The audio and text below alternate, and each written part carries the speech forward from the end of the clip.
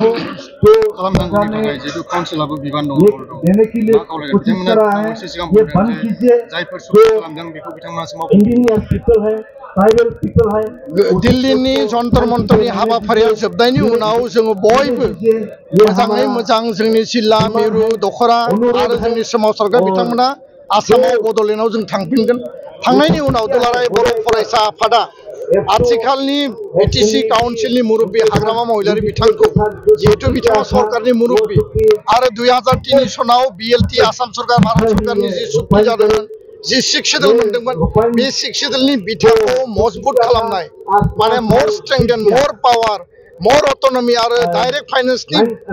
भित्तिखौनो लानानै 2020 नि एकर्ड आरो बे एकर्डआव जि खोथा बाथ्रा लिरनाय दङ बेयो जानाय लोगो लोगो आथिखालाव काउन्सिला जि माने सरकार सालायबाय थादों बिथांमोना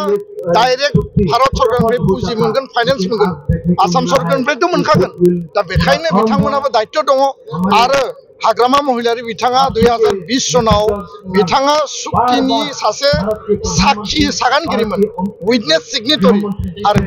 बेखायनो दुलाराय बर' फरायसा आफादा दिल्लीनिफ्राय थांनायनि उनावनो हाग्रामा महिलारि बिथांजों सावरायनायनि थाखाय जों हाबाफारि लागोन आरो बिथांखौ लोगो हमनानै काउन्सिल सरकारनिफ्राय सुक्ति इमप्लिमेन्टेसननि थाखाय जोङो मदद बिगोन। सुक्तिनि मावनांगौ दायित्वआ भारत सरकार आसाम सरकार सुक्ति इमप्लिमेन्टेसननि मेन जाय माने इन्स्टिट्यूशन आरो गभर्नेन्सआ जाहैबाय भारत सरकार आसाम सरकार आरो बेखौ मदद होनांगौआ जाबाय बिटिसि सरकार आरो बेखायनो हाग्रामा महिलारि बिथांखौ जों लोगो हमगोन। गोजोन्थों।